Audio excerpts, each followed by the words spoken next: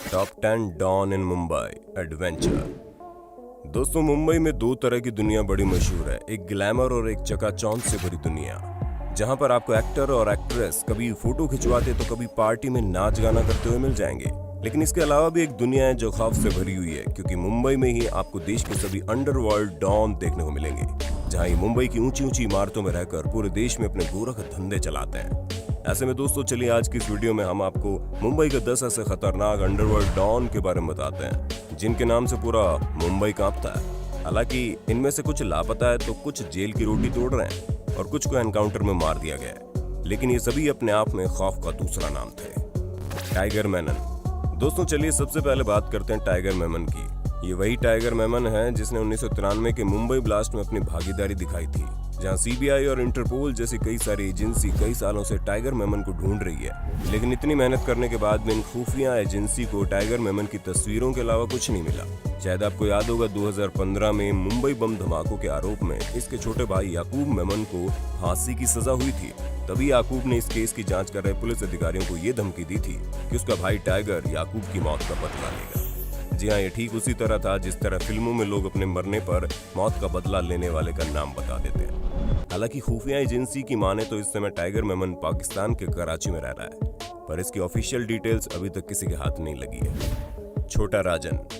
अब आपको इस खतरनाक डॉन का नाम सुनकर भले ही थोड़ा अजीब लग रहा हो, लेकिन अपने नाम की तरह ये छोटे काम करने वालों में से नहीं है, क्योंकि ये वाकई में बहुत खतरनाक डॉन है। दोस्तों, 1959 में मुंबई के चैम्बूर में जन्मे छोटा राजन ने मात्र 10 साल की उम्र से ही फिल्म के टिकट ब्लैक करने शुरू कर दिए थे और जुर्म की दुनिया में इसने बड़ा राजन के साथ कदम रखा। इसके खुशकिस्मती से एक दिन बड़ा राजन की मौत हो गई और ये अपने गैंग का इकलौता लीडर बन गया। फिर इसके बाद एक वक्त ऐसा भी आया कि छोटा राजन अंडरवर्ल्ड डॉन दाऊद इब्राहिम के संपर्क में आया और इसी दौरान छोटा राजन ने ड्रग स्मगलिंग से लेकर किडनैपिंग और फिल्म फंडिंग जैसी चीजों में खूब पैसे कमाए।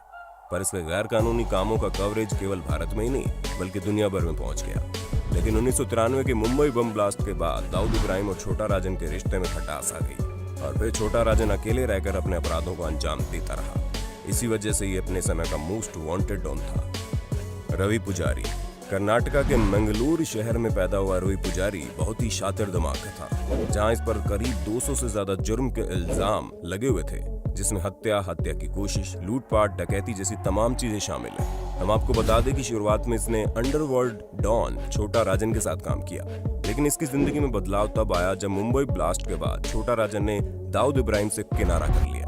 तो ठीक उसी समय अपना फायदा देखते हुए छोटा राजन का साथ छोड़ के रवि पुजारी ने अपना खुद का गैंग बना लिया, जिसने शुरुआती वसूली, ब्लैकमेलिंग, किडनैपिंग जैसी तमाम चीजों से शुरुआत की। लेकिन धीरे धीरे इसका गैंग बड़ा होता चला गया, जिसके बाद रवि पुजारी ने बॉलीवुड सेलिब्रिटी से भी फिरौती मांगना शुरू कर दी। इसी कारण इन सभी चीजों से संबंधित कई सारे केस रवि पुजारी पर दर्ज है, क्योंकि इसने जुर्म की दुनिया में अपने पैर काफी लंबे समय तक पसारे थे।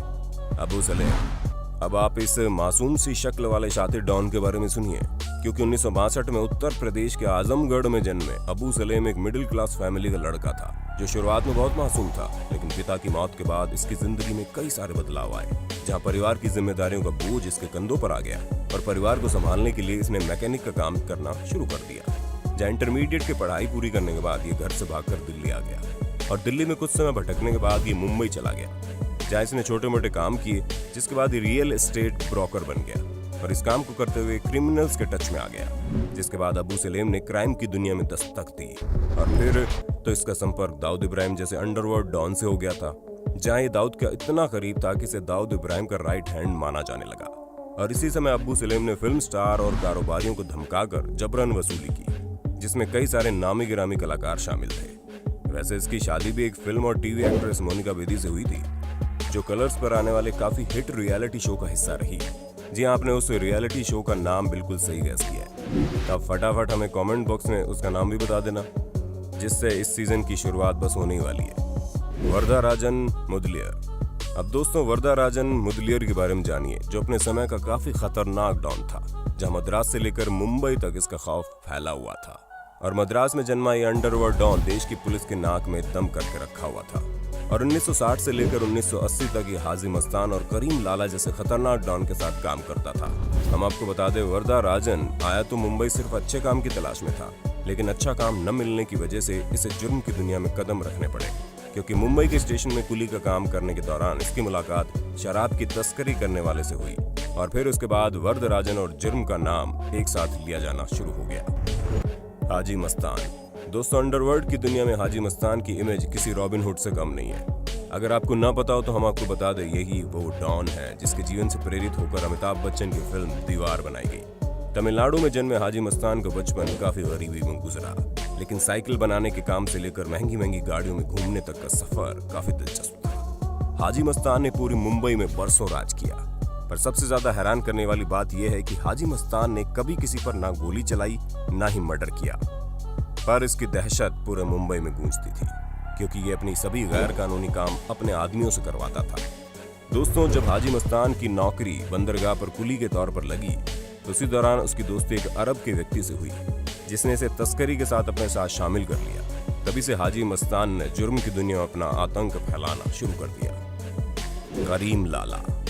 दोस्तों, करीम लाला का असली नाम अब्दुल करीम शेर खान था। इसकी पैदाइश 1911 में अफगानिस्तान में हुई। करीम लाला एक कारोबारी परिवार से ताल्लुक रखता था जिसकी ठीक ठाक कमाई हो जाती थी, लेकिन वो जिंदगी करीम लाला को रास नहीं आती थी। इसी वजह से ज्यादा दौलत कमाने के चक्कर में करीम लाला ने मुंबई का रुख कर लिया। मुंबई आने के बाद करीम लाला हीरे जेवरात का तस्कर बन चुका था, जहां 1940 आते आते करीम लाला तस्करी का बेताज बादशाह बन गया। साथ ही साथ उस समय करीम लाला ने मुंबई में जुए और दारू के अड्डे भी खोल लिए और पूरे मुंबई में करीम लाला का दबदबा बनने लगा। करीम लाला इतना ज्यादा फेमस था कि हाजी मस्तान खुद उन्हें असली डॉन कहकर बुलाता था। तो दोस्तों, हमें पूरी उम्मीद है आपको अपने होस्ट और दोस्त सैम की वीडियो में काफी मजा आ रहा होगा। अगर हाँ तो साथ ही वीडियो को लाइक करते चलिए ना, ताकि हम फ्यूचर में इसी तरह की इंटरेस्टिंग वीडियोस लाते रहें। अरुण गवली। एक मामूली सी चाल से निकलकर मुंबई के तख्त पर राज करने वाले अरुण गवली ने वाकई में बहुत शातिर चाल खेली। जहाँ 1960 और 70 के दशक में जब मुंबई में करीम लाला, वरदराजन और हाजी मस्तान का सिक्का चलता था, तभी वक्त के साथ इन सभी गैंग के नाम बनते बिगड़ते रहे, जिसमें कुछ सियासी तख्त पर आ गए और कुछ मारे गए तो कुछ ने देश ही छोड़ दिया। उस समय मुंबई पर राज करने के लिए सिर्फ दो ही शख्स मौजूद थे, एक अरुण गवली और दूसरा अमर नाइक, जिनके बीच मुंबई पर राज करने के लिए गैंग वॉर हुई। पर मुंबई पुलिस ने 1996 में अमर नाइक को ढेर कर दिया। तभी से मुंबई पर अरुण का राज चलने लगा। सफेद टोपी और सफेद कुर्ता पहनने वाले अरुण के गैंग में कई सारे लोग काम करते हैं, जहाँ कई सारे व्यापारी अपने दुश्मनों को खत्म करने के लिए अरुण गवली की मदद लेते थे। ऐसे कई मामले थे जिसमें गवली ने पैसे लेकर हत्या और मारपीट जैसे जुर्म को अंजाम दिया और इनका आतंक इतना ज्यादा फैला था कि कई सारे लोग इन्हें सुपारी किंग के नाम से जानते थे। मन्या सुरवे। अब आप मन्या सुरवे के बारे में जानिए, जिसके ऊपर जॉन इब्राहिम स्टारर फिल्म भी बनाई जा चुकी है, जिनके बारे में कहा जाता है कि अगर ये एनकाउंटर में मारा ना जाता तो ये दाऊद इब्राहिम को भी खत्म कर देता। जहाँ मन्या सुरवे ने मुंबई की कीर्ति कॉलेज से बीए किया, पर इसने 1978 में एक आदमी की हत्या कर दी, जिसकी वजह से इसे उम्र कैद की सजा हुई। लेकिन बीमारी का बहाना बनाकर ये जेल से भाग निकला। जेल से भागने के बाद मन्या ने अपने खुद की गैंग बनाई और वहीं से मन्या सुरवे की जिंदगी में टर्निंग पॉइंट आ गया, जिसमें कई सारी डकैती, कत्ल और किडनैपिंग जैसी चीजों का अंजाम दिया गया।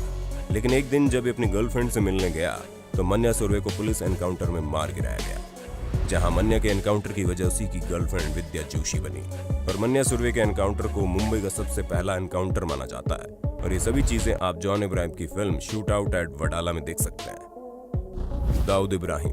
अब भारत के मोस्ट वांटेड गैंगस्टर के बारे में कौन नहीं जानता होगा, जहां मुंबई के एक पुलिस ऑफिसर का बेटा दाऊद इब्राहिम जुर्म की दुनिया का बेताज बादशाह बना।